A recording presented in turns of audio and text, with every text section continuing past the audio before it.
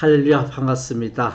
오늘 2023년도 함께 걷는 사순절의 여정, 우리가 교회입니다 라는 큰 타이틀 가운데 우리는 작은 소제목을 가지고 함께 진행하고 있습니다.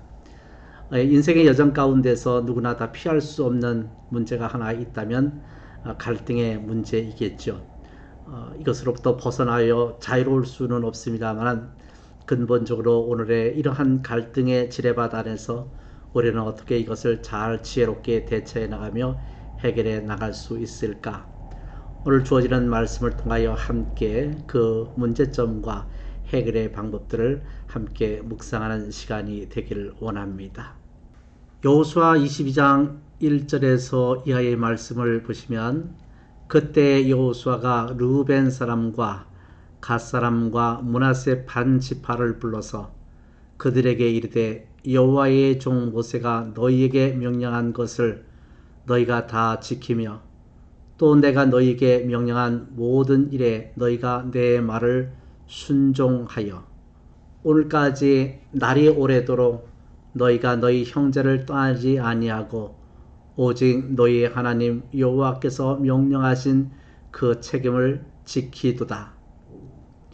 이제는 너희의 하나님 여호와께서 이미 말씀하신 대로 너희 형제에게 안식을 주셨으니 그런즉 이제 너희는 여호와의 종 모세가 요단 저쪽에서 너희에게 준 소유지로 가서 너희의 장막으로 돌아가되 라고 말씀을 하십니다. 갈등은 사소한 것으로부터 시작이 되어집니다. 누구나 다 경험하겠지만 그 사소한 불씨를 그냥 내버려 두면 점점점 커지고 그 불씨가 쉽사리 끌 수 없는 큰 불로 진화되어지는 경우가 왕왕 있습니다. 우리는 어떻게 이런 갈등의 구조를 헤쳐나가며 풀어나가야 할까요? 본문 역시 이스라엘이 가나안 정복 전쟁 이후 서로 반목하며 싸우는 갈등 상황을 배경으로 하고 있죠. 이스라엘이 7년 전쟁을 마치고 새로운 출발을 향해 나아가는 과도기적 시험에서 이 갈등을 어떻게 푸냐에 따라 최고를 경험할 수도 있고 또 최악을 경험할 수도 있습니다. 이제 본문을 통해 왜 이런 대립과 반목이 벌어졌는지, 이런 갈등을 어떻게 풀 수 있었는지 성경적이고 실천적인 방안들을 찾아보도록 합시다. 결론적으로 그 첫 번째 원인은 오해 때문이었습니다. 전쟁을 마치고 요단 동편에 있는 집으로 향하는 사람들은 기념비 하나 정도는 세울 수 있다고 생각했죠. 하지만 가나안 땅에 이미 거주한 사람들은 또 하나의 우상 제단이 될 위험성이 있다고 생각을 했습니다. 전에도 광야에서 제단을 쌓았다가 하루아침에 24,000명이 죽는 엄청난 비극을 그들이 경험했습니다. 민수기 25장의 내용이었는데요. 그것으로 인해서 그들은 대단한 마음의 집단적 트라우마가 생기게 되어졌죠. 사실 인생은 오해의 연속입니다. 작은 오해가 커져서 영적 전쟁까지 불사하게 하는 것이 인생입니다. 타락한 인간의 속성은 하나님을 오해하고 불신, 배척, 무시하고 망각하는 데 익숙합니다. 인간의 원죄도 하나님에 대한 오해로부터 시작됐죠. 그뿐만 아니라 현실에서도 우리는 늘 하나님을 오해할 태세를 갖추고 있습니다. 고난과 역경 앞에서 우리는 하나님의 깊은 뜻을 오해하며 쉽게 좌절하고 절망하며 하나님께 멀어집니다. 상황이 이런 만큼 사람에 대한 오해도 빈번하죠.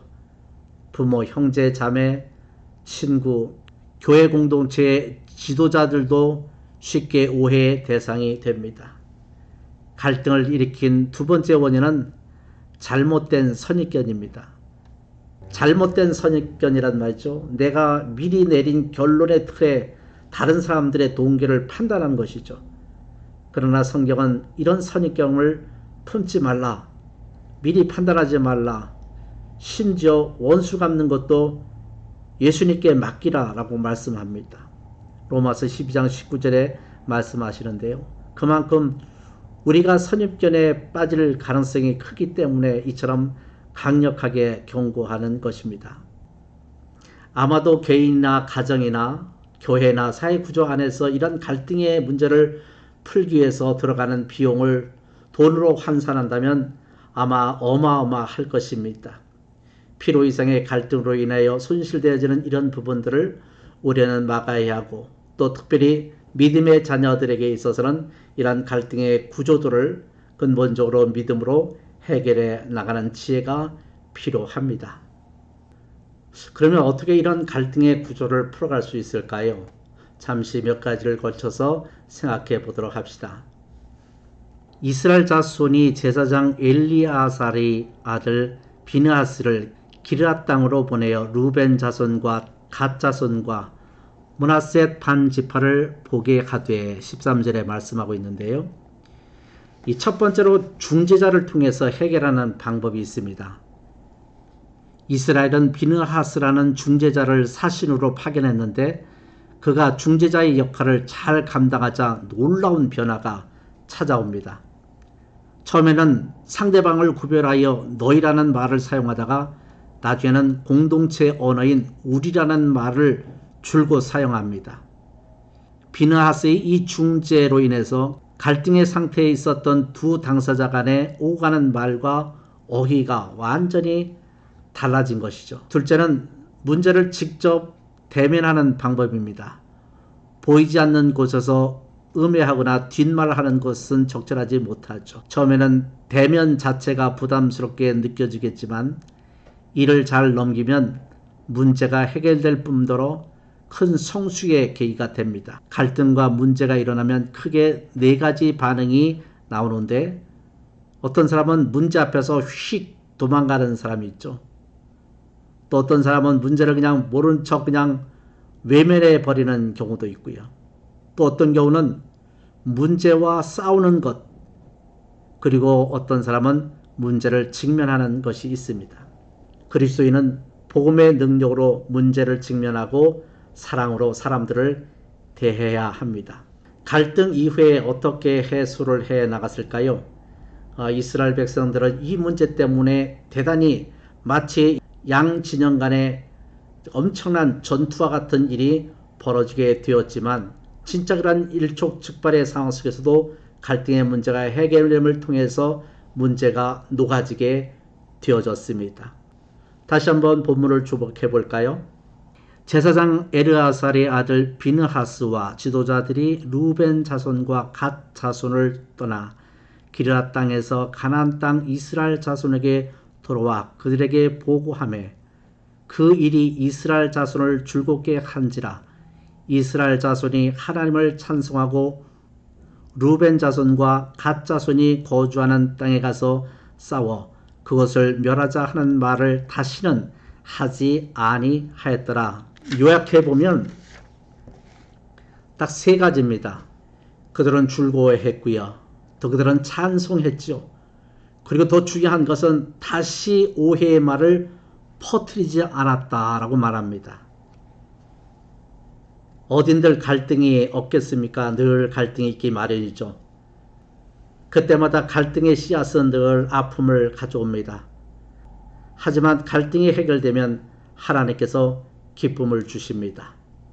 우리는 지금 이 순간에도 다음과 같은 기도를 잊지 말아야 되겠죠. 주님, 갈등 유발자가 아닌 화해의 중재자가 되게 해 주옵소서. 이 갈등을 잘 직면하여 성숙의 기로 삼게 해 주옵소서. 이런 선입견이라는 것은 마치 선글라스와 같은 것 같습니다. 어떤 색깔의 선글라스를 끼냐에 따라서 우리는 다른 사람에 대한 편견과 또 선입관을 먼저 가게 되죠. 분명 그 사람은 빨간 사람이 아닌데 말이죠. 그리고 더 밝은 곳으로 보면 더 밝은 사람일 텐데 그렇지 못하고 이렇게 갈등을 하게 되어지고 색안경으로 사람들을 그렇게 평가해 버리는 일이 종종 있습니다.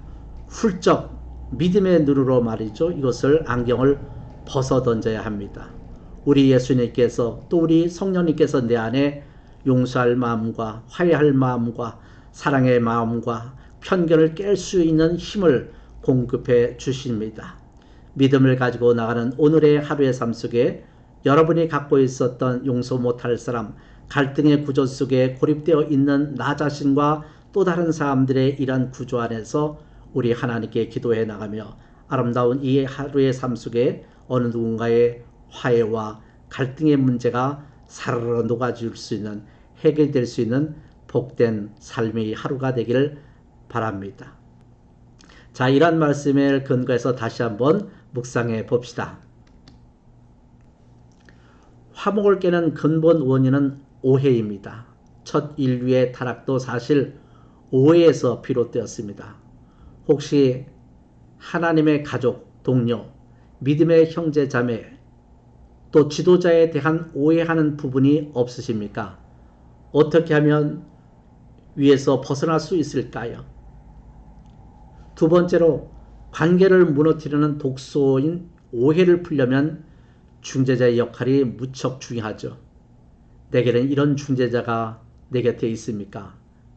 반대로 관계 문제로 힘들어하는 사람에게 내가 할 수 있는 중재자의 역할은 무엇일까요? 또 세 번째로 생각해 볼 문제는 모든 갈등 관계가 해결되면 기쁨과 찬양이 회복되고 다시는 오해의 불씨를 만들지 않습니다. 화목하고 사랑하며 살기에도 부족한 인생입니다. 앞으로 어떤 화목의 중재자로서 살 것인지 나의 다짐을 적어 봅시다. 오늘도 우리의 삶 속에 하나님께서 주시는 아름다운 평안과 사랑으로 우리 곁에 내 곁에 있는 이런 갈등의 아름답지 못한 일들이 풀어줄 수 있는 해결의 하루가 되기를 바랍니다. 감사합니다.